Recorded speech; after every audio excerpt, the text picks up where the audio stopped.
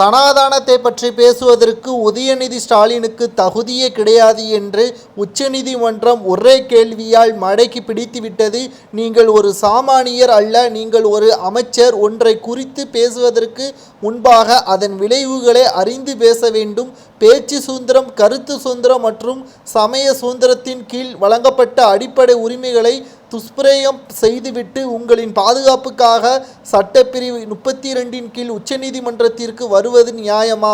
உங்களது அமைச்சர் பதவியை பாதுகாப்பதற்கு நீங்கள் அனைத்தையும் பேசிவிட்டு இந்தியாவின் ஒருமைப்பாட்டையும் ஒற்றுமையையும் ஒழுங்குகேடு நடவடிக்கைகள் செய்துவிட்டு நீங்கள் உங்களது பாதுகாப்புக்காக நாடாளுமன்ற தேர்தலையொட்டி உச்சநீதிமன்றத்தில் வருவது சரியானதா என்ற கேள்வியை உதயநிதி ஸ்டாலின் அவர்களின் வழக்கறிஞரிடம் உச்சநீதிமன்ற தலைமை நீதிபதி கேள்விகளை எழுப்பியுள்ளார். உடனடியாக இதற்கான நடவடிக்கைகளை நாங்கள் எடுக்க முடியாது.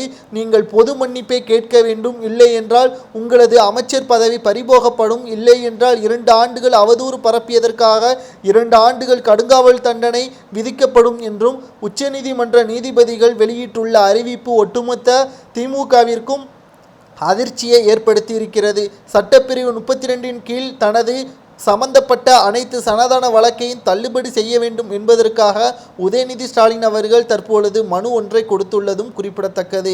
ஏற்கனவே சனாதனத்தின் காரணமாக தான் ஒட்டுமொத்தமாக திராவிட முன்னேற்ற கழகம் இந்தியா கூட்டணியில் பிளவுபட்டதும் வடமாநிலங்களில் 4 சட்டமன்ற தேர்தல்களில் 3 சட்டமன்ற தேர்தல்களில் பாஜக அமோக வெற்றியடைந்ததும் குறிப்பிடத்தக்கது. இதே ஆயுதத்தை தான் தற்பொழுது நாடாளுமன்ற தேர்தலிலும் பாஜக பயன்படுத்துவதற்கு திட்டம் போட்டு கொண்டிருக்கின்ற நிலையில் சனாதனத்தில் இருந்து விடுதலை ஆகிவிட்டால் இதை பற்றி பாஜக பேச முடியாது என்பதற்காக சட்டப்பிரிவு 32 பயன்படுத்தி விடுதலை செய்யப்பட வேண்டும் என்பதற்காகவும் வழக்கை தள்ளுபடி செய்ய வேண்டும் என்பதற்காகவும் உச்சநீதிமன்றத்தை நாடியிருக்கிறார்.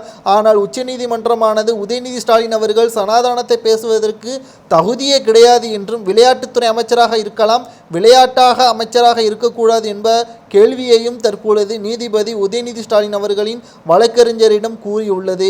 ஒட்டுமொத்தமாக திமுகவினர்கள் தற்பொழுது மிக பெரிய அளவில் அவமானப்பட்டு தற்பொழுது நடுத்தெருவில் நிற்பதற்கு மிக முக்கியமான காரணம் உதயநிதி ஸ்டாலின், முதல்வர் ஸ்டாலின் அவர்கள்தான். போதைப்பொருள் கடத்தல், கள்ளச்சாராயம், கொலை கொள்ளை சம்பவங்கள், தற்பொழுது அண்ணாதுரை அவர்கள் உருவாக்கிய திமுக எதற்காக உருவாக்கப்பட்டது என்பதை தற்பொழுது திமுகவினர்கள் மறந்துவிட்டார்கள் என்பதை போல்தான் தெரிகிறது என்ற கேள்வியையும் தற்பொழுது உச்சநீதிமன்ற தலைமை நீதிபதிகள் கூறியிருப்பது ஒட்டுமொத்த திமுகவிற்கும் அதிர்ச்சியை ஏற்படுத்தியிருக்கிறது.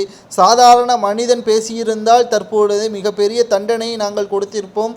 ஆனால் உச்சநீதிமன்றத்தில் மனுக்களை நீங்கள் கொடுத்திருப்பது உங்களது சுயநலத்திற்காகவும் அமைச்சர் பதவியை பாதுகாப்பதற்காகவும் மட்டும்தான். நீங்கள் பாதுகாப்பு தேடுவது எங்களிடம் கிடையாது, பொது மன்னிப்பை மக்களிடம் கொடுக்க வேண்டும் என்பதற்காக உச்சநீதிமன்றம் தற்பொழுது இந்த வழக்கை ஒத்திவைத்திருப்பதை பற்றி உங்களது கருத்துக்களை கமெண்ட் வாயிலாக கூறுங்கள். நன்றி, வணக்கம்.